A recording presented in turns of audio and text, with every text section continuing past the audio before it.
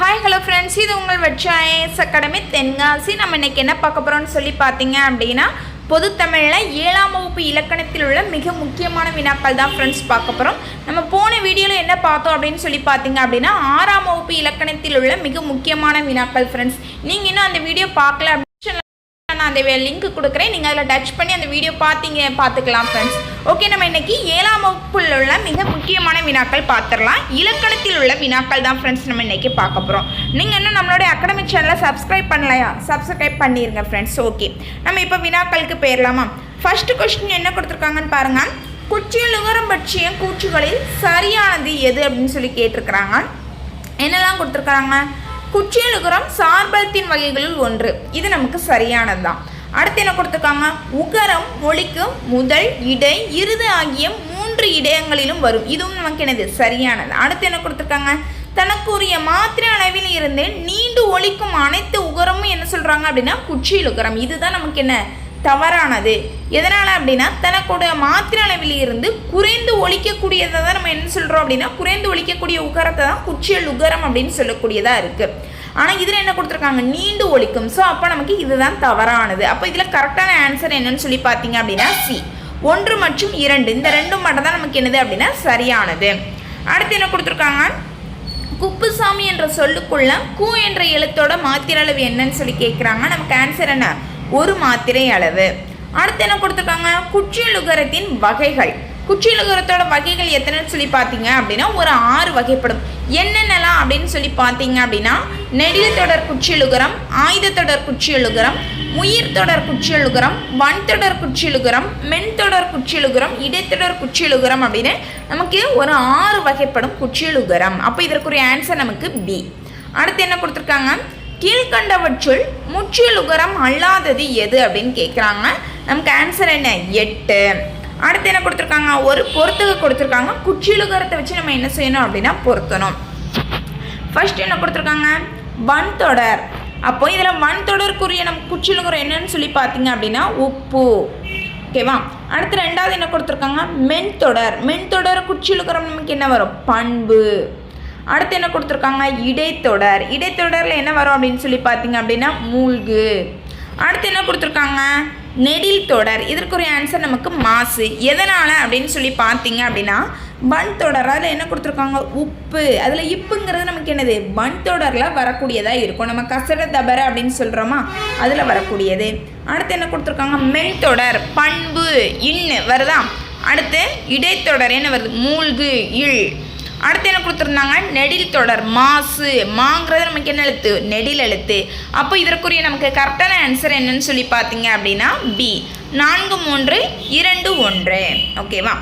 அடுத்த கொஸ்டினுக்கு போயிடலாம். நம்ம குற்றிய லிகரம். நம்ம இதுவரைக்கும் பார்த்தது குற்றிய லுகரம், இனி பார்க்கக்கூடியது குற்றிய லிகரம். குற்றிய லிகரத்தை எப்படி பிரிப்போம்? குறுமை கூட்டல் இயல் கூட்டல் இகரம் அப்படின்னு சொல்லி நம்ம பிரிக்கக்கூடியதாக இருக்கும். ஓகேவா? என்ன கொடுத்துருக்காங்க? சரியானதை தேர்வு செய்க. ஃபர்ஸ்ட் என்ன கொடுத்துருக்காங்க? தனக்குரிய 2 மாத்திரை அளவில் இருந்து 1 மாத்திரை அளவாக என்ன செய்யும்? குறைந்து ஒழிக்கும் அப்படின்னு சொல்லி கொடுத்துருக்காங்க. இதுவும் நமக்கு என்னதான்? தவறானது.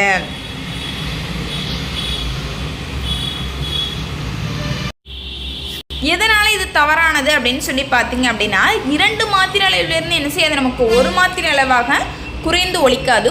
1 மாத்திரை அளவில் இருந்து தான் நமக்கு என்ன செய்யும் அப்படின்னா அரை மாத்திரை அளவாக குறைந்து ஒழிக்கக்கூடியதாக இருக்கும். அடுத்து என்ன கொடுத்துருக்காங்க? குற்றியல் லுகர சொற்களை தொடர்ந்து எகரம் வந்தால் உகரம் இகரமாக தெரிவது குற்றியல் இகரம். இது நமக்கு சரியானது. அடுத்து என்ன கொடுத்துருக்காங்க? குற்றியலுகரம் 4 வகைப்படும். இதுதான் நமக்கு என்னது? தவறானது. அடுத்து என்ன கொடுத்துருக்காங்க? ஞா எனும் அசைச்சொல் குற்றியல் இகரம். இதுவும் நமக்கு என்னது? சரியானது. அப்போ இதற்குரிய கரெக்டான ஆன்சர் என்னன்னு சொல்லி பார்த்தீங்க அப்படின்னா டி, 2 மற்றும் 4 தான் நமக்கு இதில் சரியானது.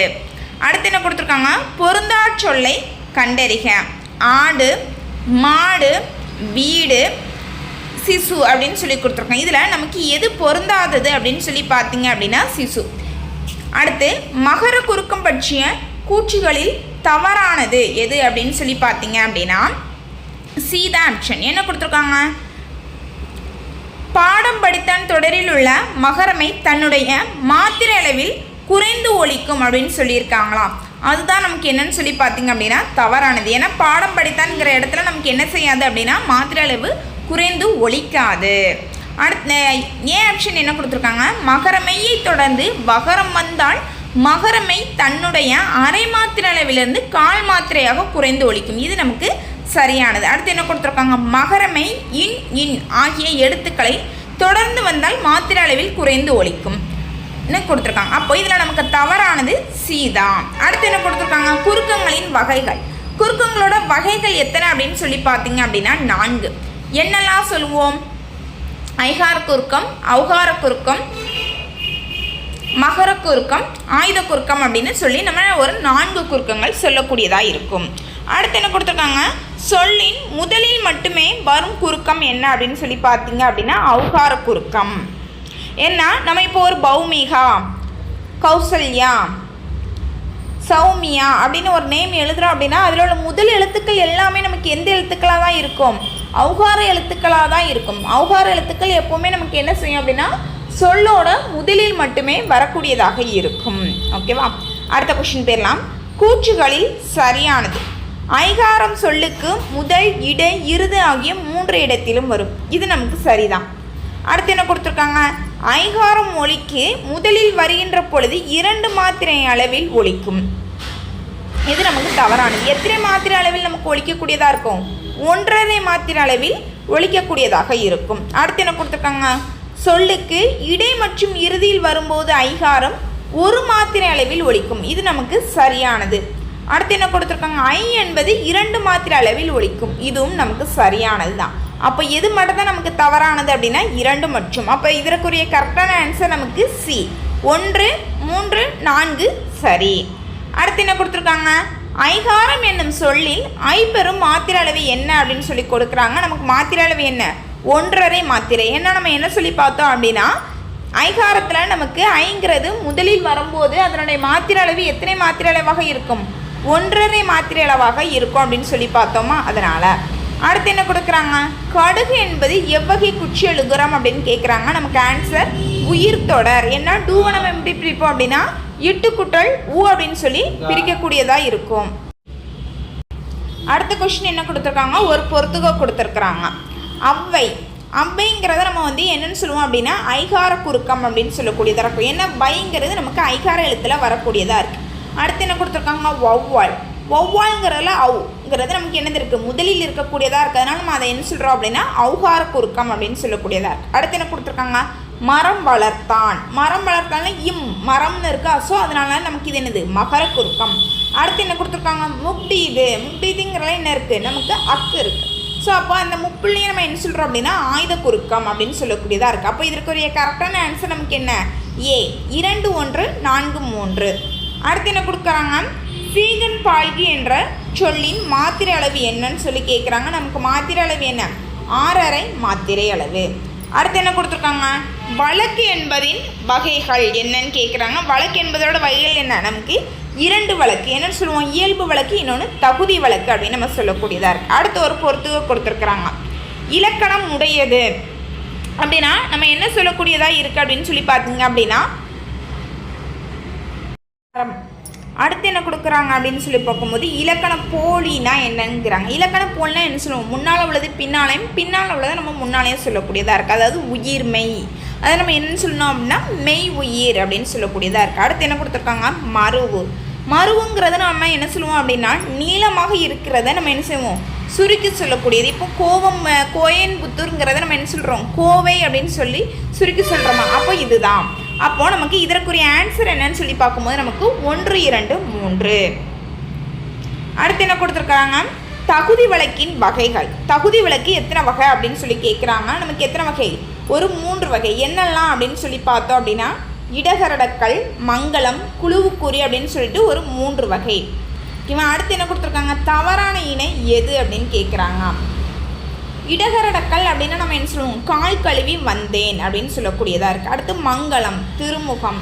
குழுவுக்குறி அப்படின்னா ஆடையை காரை அப்படின்னு சொல்லக்கூடியதாக இருக்குது. அப்போ இந்த இடத்துல எல்லாமே நமக்கு என்னதான் சரியானதாக தான் இருக்குது. அப்போ இந்த இடத்துல நமக்கு தவறான இணை ஏதும் இல்லை. அடுத்து என்ன கொடுத்துருக்காங்க, ஒரு பொறுத்துக கொடுத்துருக்காங்க.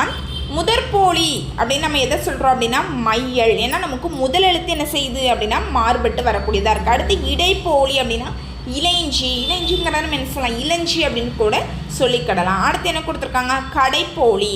கடைப்போலி நம்ம எதை சொல்கிறோம் அப்படின்னா நிலன், நிலம்னாலும் நமக்கு ஒன்று தான். அடுத்து என்ன கொடுக்குறாங்க, முச்சுப்போலி. முச்சுப்போலி அப்படின்னா நம்ம என்ன சொல்லுவோம் அப்படின்னா அனைத்து எழுத்துக்களுமே நமக்கு என்ன செய்யுது, மாறுபட்டு வந்தாலும் அதனுடைய பொருளை தரக்கூடியதாக இருக்கும். அதான் என்ன சொல்கிறோம் அப்படின்னா முச்சுப்போலி. அப்போ இதற்குரிய கரெக்டான ஆன்சர் நமக்கு 4, 3, 2, 1.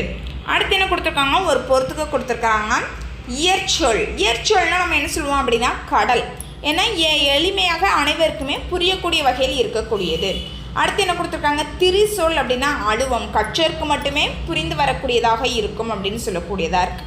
அடுத்து திசை சொல் அப்படின்னா நம்ம என்ன சொல்லுவோம் அப்படின்னா பெட்சம் அப்படின்னு சொல்லக்கூடியதாக இருக்குது. அடுத்து வட சொல் அப்படின்னா லக்ஷ்மி அப்படின்னு சொல்லக்கூடியதாக இருக்குது. அப்போ இந்த இடத்துல நமக்கு கரெக்டான ஆன்சர் நம்ம என்னென்னு சொல்கிறோம் அப்படின்னா 2, 1, 3, 4ங்கிறத நமக்கு சரியான ஆன்சர். அடுத்து என்ன கொடுத்துருக்காங்க, கூற்றுகளில் தவறாக அல்லாதது எதுன்னு கேட்குறாங்க. அதாவது வட சொல்ல பற்றின சரியான சொல் என்ன அப்படின்னு சொல்லி கேட்குறாங்க. சரியான வாக்கியம் எது அப்படின்னு சொல்லிட்டு ஃபர்ஸ்ட்ல என்ன கொடுத்துருக்காங்க, வடமொழியை தவிர பிற மொழியில் இருந்து தமிழில் இடம்பெறும் சொற்கள் அப்படின்னு சொல்கிறாங்க.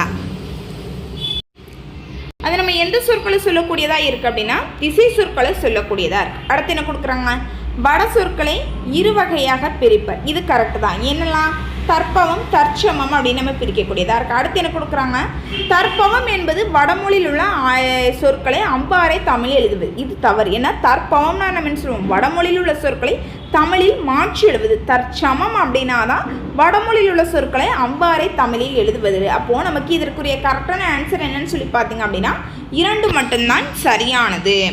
அடுத்த கொஸ்டின் திரிசொற்கள்ல இருந்து கேட்குறாங்க. இலக்கியங்களில் மட்டும் பயின்று வருபவை சரியானது.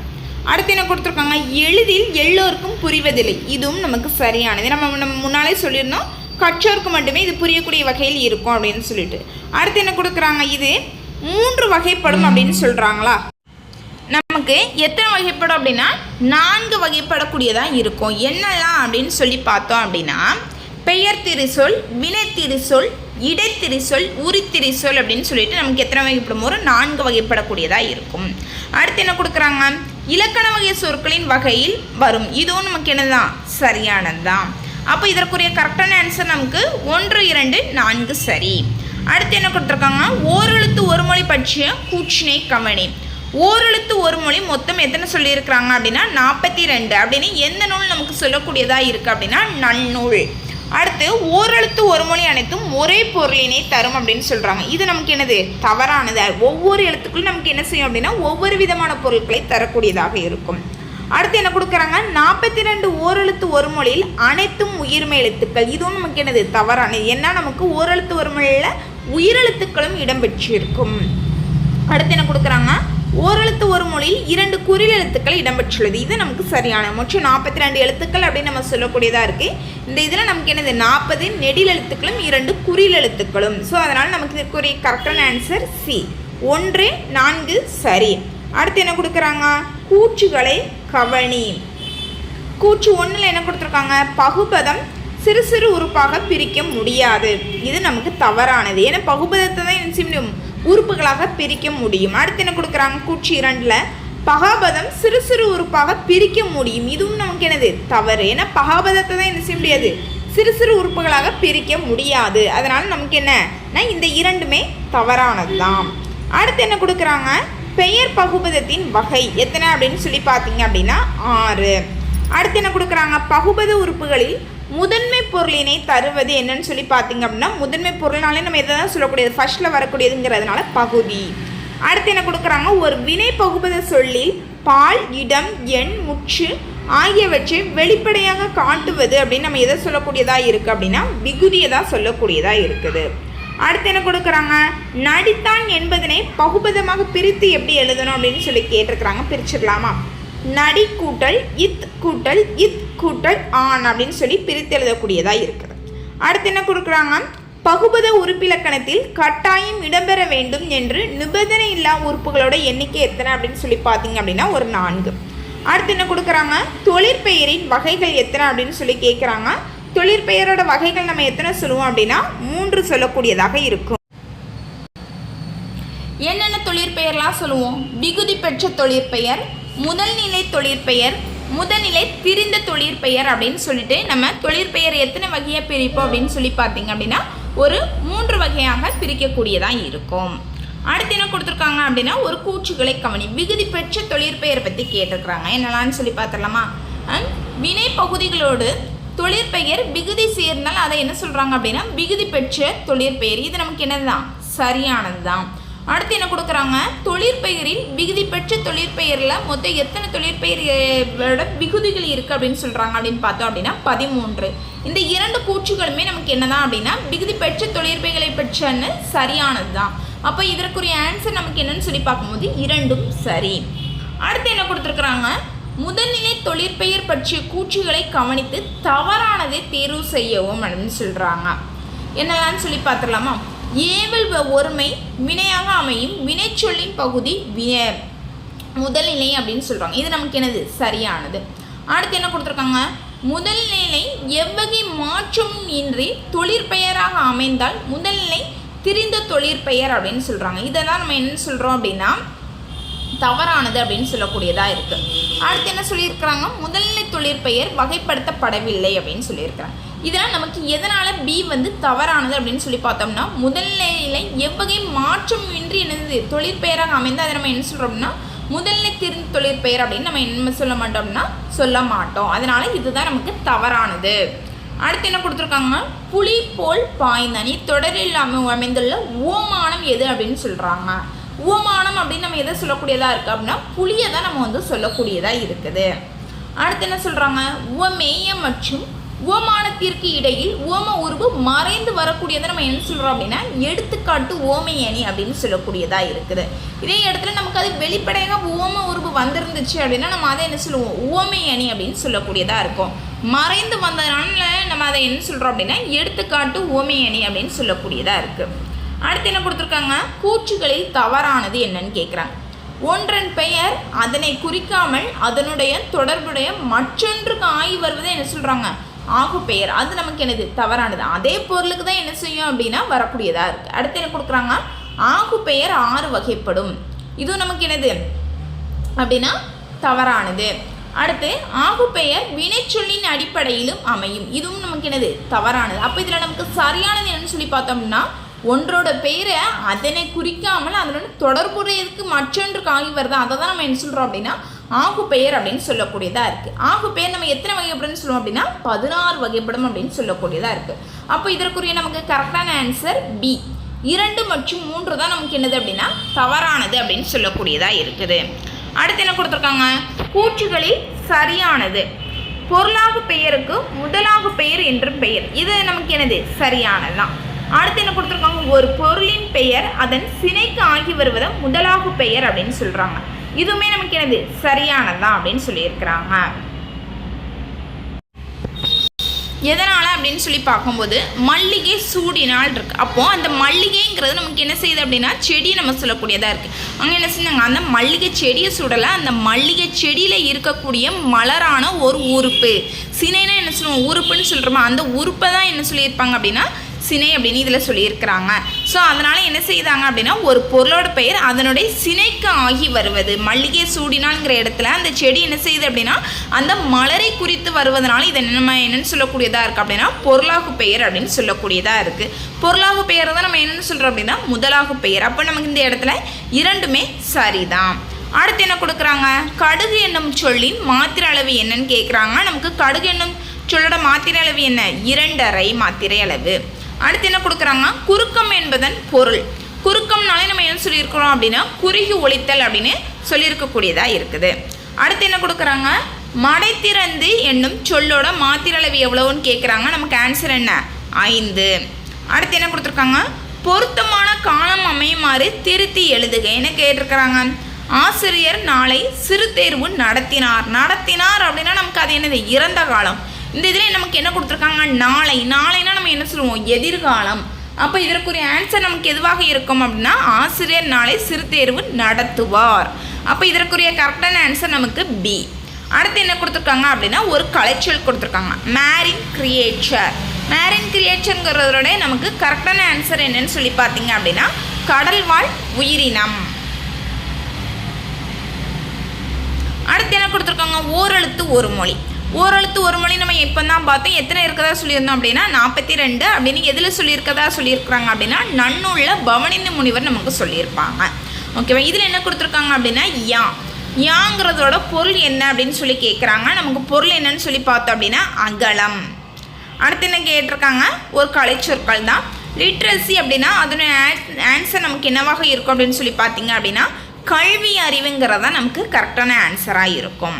அடுத்து என்ன கொடுத்துருக்காங்க, அடுத்தும் ஒரு கலைச்சொல் தான் மேனுஸ்கிரிப்ட்ஸ். மேனுஸ்கிரிப்ட்ஸ் அப்படின்னா அதற்குரிய கரெக்டான ஆன்சர் என்னன்னு சொல்லி பார்க்கும்போது நமக்கு கையெழுத்து படி. ஓகேவா. அடுத்து என்ன கொடுத்துருக்காங்க, நானும் என் தோழியும் டேஷ் இணைந்து இருப்போம். நானும் என்னுடைய தோழி எப்படி இணைந்திருப்போம், நகமும் சதையும் போல என்ன செய்வோம் அப்படின்னா இணைந்து இருப்போம். ஏன்னா நமக்கு நகம் சதை எப்பமா பிரிஞ்சிருக்குமா, இருக்காது, சேர்ந்தே தான் இருக்கும். அதே போல தான் நானும் என்னுடைய தோழி என்ன செய்வோம் அப்படின்னா சேர்ந்தே இருப்போங்கிறது இதற்குரிய பொருளாக இருக்கு. அடுத்து நமக்கு என்ன கொடுத்துருக்காங்க, அறநெறிச்சாரம் என்பதோட பொருள். அதுக்கு வினாத்தொடர் கேட்டிருக்காங்க. என்ன வினாச்சொல் வரும் அப்படின்னு சொல்லி பார்த்தோம் அப்படின்னா யாது. அந்த அறநெறிச்சாரம் அந்த நூலோட பொருள் என்ன அப்படின்னு சொல்லி கேட்குறாங்க. ஓகேவா. அப்போ நமக்கு இதில் என்ன தான் வரும் அப்படின்னா யாதுங்கிறத ஆன்சர் ஏ. அடுத்து என்ன கொடுக்குறாங்க அப்படின்னா ஒரு இணைப்புச்சொல் கேட்டிருக்கிறாங்க. அதிக அளவில் மரங்களை வளர்ப்போம் டேஷ் மரங்கள் தான் மழைக்கு அடிப்படை. என்ன செய்யணும்னா அதிக அளவில் நம்ம என்ன செய்யணும்னா மரங்களை வளர்க்கணும். அப்போ தான் நம்மளுக்கு என்னது மழைக்கு மரங்கள் தான் எதனால் அப்படின்னா நமக்கு மரங்கள் தான் நமக்கு மழைக்கு அடிப்படை அப்படின்னு சொல்லக்கூடியதாக இருக்குது. அப்போது நமக்கு இதற்குரிய கரெக்டான ஆன்சர் என்னன்னு சொல்லி பார்த்தீங்க அப்படின்னா பி, ஏனெனில். அடுத்து என்ன கொடுத்துருக்காங்க, பழவின் பால் சொல்லை கண்டறிக அப்படின்னு சொல்லி கொடுத்துருக்காங்க. பழவின் பால் சொல் அப்படின்னா நம்ம என்ன சொல்லுவோம் அப்படின்னா பசுக்கள் அப்படின்னு சொல்லக்கூடியதாக இருக்குது. ஏன் மாணவர்கள் வராது அப்படின்னா மாணவர்களை நம்ம என்ன சொல்லுவோம் பலர்பால், அவர்களாலும் பலர்பால் அப்படின்னு நமக்கு சொல்லக்கூடியதாக இருக்குது. அப்போ இந்த இடத்துல பழவின் பால் சொல் அப்படின்னு சொல்லி பார்க்கும்போது நமக்கு எதாக இருக்குது அப்படின்னா பசுக்கள்ங்கிறதா வரக்கூடியதாக இருக்குது. ஓகேவா. அடுத்து நமக்கு என்ன கொடுத்துருக்குறாங்க, கீழ்கண்டவற்றில் பிழைத்தொடரினை கண்டறிக. எந்த சொல் நமக்கு பிழைத்தொடராக இருக்குன்னு கேட்டிருக்கிறாங்க. கோவலன் சிலம்பு விரிக்க போனான். இது நமக்கு சரியானது தான். அடுத்து என்ன கொடுத்துருக்காங்க, குழலின் நடனம் ஆடினாள். இதுவும் நமக்கு சரியானது தான். அரசர்கள் நல்லாட்சி செய்தனர். இதுவும் நமக்கு சரியானது. அப்போ எந்த ஒன்று நமக்கு தவறானது அப்படின்னு சொல்லி பார்த்தீங்க அப்படின்னா பசு கன்றை ஈன்றன. இதுதான் நமக்கு என்னது தவறானது. பசு கன்றை ஈன்றது தூ வந்தது அப்படின்னா தான் நமக்கு இதற்குரிய கரெக்டான ஆன்சராக இருக்கும். ஓகே ஃப்ரெண்ட்ஸ், இந்த வீடியோ உங்களுக்கு பயனுள்ளதாக இருந்துச்சு அப்படின்னா இந்த வீடியோவை லைக் பண்ணுங்கள், ஷேர் பண்ணுங்கள், நம்மளுடைய அகாடமி சேனலை சப்ஸ்கிரைப் பண்ணிடுங்க. Thank you friends.